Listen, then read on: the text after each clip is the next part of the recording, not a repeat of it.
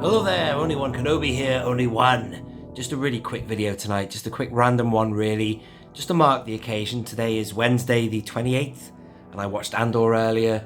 And just to apologise, I did have a couple of quick shots I filmed. I filmed 3 last night, and unfortunately I couldn't upload them because I missed one out. So we're up to 224 actually, which is Bib Fortuna. I'm going to go and film that later. I mean, I've reviewed him before, but what happened was I filmed 225 onwards last night, and then I realised, damn, I've missed one. So what am I doing just now? I'm just filming random stuff here. I've just put these figures out because this is just some things that crossed my mind when I watched Andor earlier. Some characters coming into it and stuff. But anyway, quick shots. It'll be Bib Fortuna next. And I don't want to break chronology, so where is he? He's on my shelves behind me here, and I'll sort of do a video for him. But yeah, Andor's really good. The reason I've put these figures here is because, well, there were loads. Oh, I just forgot something actually. Let's go for a tour. Bear with me. Let's go handheld. Yeah, a couple of things were mentioned in that episode which I really loved. I love the references that we're getting, subtle references. Like, yeah, I'll just keep them here. He said, Andor, that he'd fought on Mimban. And I'd love to do some research on that now, because obviously, you know, you see it on, you see it in Solo, the battle that's going on there. But I'd like to know how many years that war raged. You know what I mean?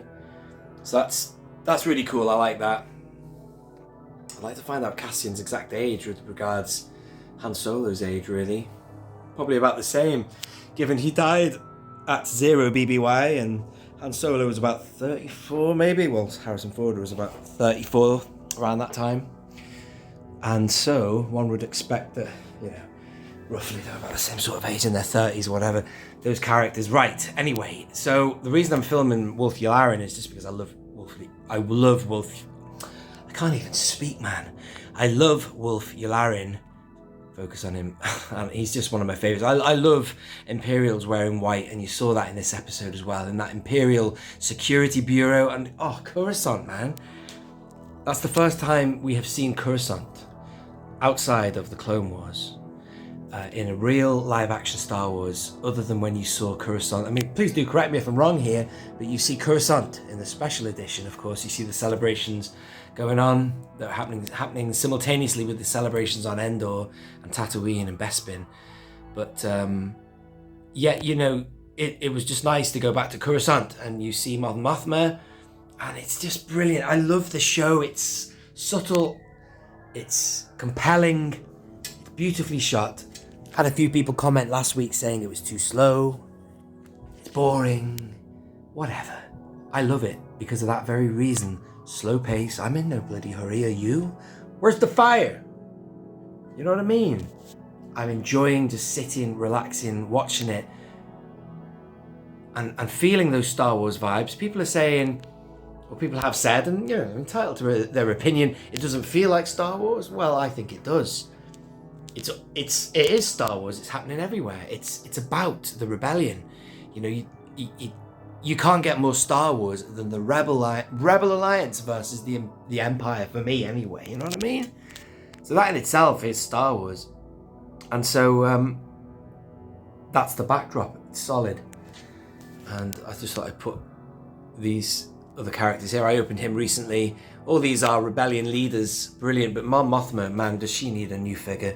Look at that. I'm sure we'll get one now. Of all time, we're going to get one. What else did I like about it? There was talk of Sly Moore as well. Sly Moore, I had to do a quick Google. I thought, where have I heard that name? There's so many names in Star Wars. Of course, Sly Moore, and we're going to go and have a look at the prequel shelf here, is Massa Mida, and obviously you've got Palpatine there. Well, that's Senator Palpatine. But then, of course, later on we had, you know, Supreme Chancellor Palpatine. Where is Massa Mida? I do have Massa Mida somewhere. Hang on a minute. Oh, speaking of Mon Mothma, there she is again there. That's her from the same actress. That's her from the Revenge of the Sith days. And where the hell is that guy? The guy with the horns from the Senate. I'm not doing very well here. Oh, there he is. And Sly Moore, I'd love the figure of Sly Moore. Looks a little bit like Ventress in a way. Kind of. And there's Ventress right there. Similar. Maybe they're the same species, who knows? But still, she was mentioned in the dinner party scene. I've not got a list here, ladies and gentlemen. I'm just doing a random video just to catch up with you. But I will get on. I want to get on with the quick shots. But yeah, I just thought I would just come up here and just talk off the top of my head, really, about what I saw. I'll be honest with you, like with last week, there was a lot of information to digest. I wasn't sat there totally confused and, you know, squirming or awkward about it. I loved it. I knew that I would need to watch it again, and there's loads of information and it's subtly dropped, and I'm gonna have to watch that episode again just to absorb the information, reprocess it. But you know, obviously the thread of the plot and the gist is very clear now. It's all unraveling and unfolding. I can't remember the name of the character, the guy who flies that ship. It's kind of Corellian, I'd say. The cockpit's almost like what you see for Dash Rendar's ship in a way. You've got that classic window view, lovely ship, and he's playing a dual role, man. He's putting a wig on, he's playing a senatorial kind of position-y kind of character, I guess, and I loved that. You know, these people are playing a game. It's deep, you know, the plot, the seeds of rebellion are there. It's just great. You're looking at what you see in many circumstances in world history where a totalitarian state has got a grip on everybody, that, you know, people are frightened, and it's a dangerous game. If you're going to rebel against a huge corporate animal or whatever political system, then woe betide you, you know. And it's compelling and it's gritty. That's what I liked about Rogue One. Love it. Really good. There's nothing much more to report other than I'm going to crack on now and get Bib Fortuna done. Where is he? Hang on. This is a great figure, by the way. I'm looking forward to re-reviewing this, or at least doing the quick shot review. And, you know, looking at him is just reminding me a little bit of the Book of Boba Fett, which I did enjoy, but I found that with that and some aspects of Kenobi, that insulted my intelligence, or our intelligence, some of the stuff that was fed to us. It's like, come on. This seems a lot more extensively planned, certainly more than the sequels, and they're not babying it down, man. It's a proper story, and it's well executed and realised. And Book of Boba Fett didn't do that for me. I was finding it was very hit and miss, whereas this is just getting stronger and stronger. I'm getting sucked in, I'm drawn in, I'm loving the visuals, which, you know, a program should never really be all about the visuals, because, you know, the sequel trilogy, especially The Rise of Skywalker, looked beautiful. But that was really a 2% factor of what I liked about it. The rest, a lot of it, I'm sorry to bash it again, ladies and gentlemen, but I really detested it. But this, I don't. I like it, man. It's great.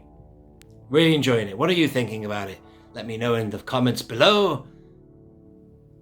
I love this shit, by the way. That's why I'm filming it. I really like this. I'm so glad I got this. Absolutely fantastic. It's got nothing to do with Andor, but it's so Star Wars, man. Look at this. Oh, yeah. Hang on, there we go.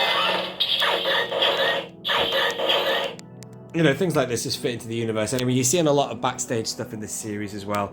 And probably people are flying around like this, you know, political characters, whoever, passes by, general day-to-day life people in Star Wars. That's what's great about this Andor season. You are seeing a little bit of everything else going on in the world that isn't Jedi related, or Boba Fett related, or Kenobi related. You know, it's fresh, it's new. I love it. Thank you very much for watching. This has been Only One Kenobi. Only one. Out.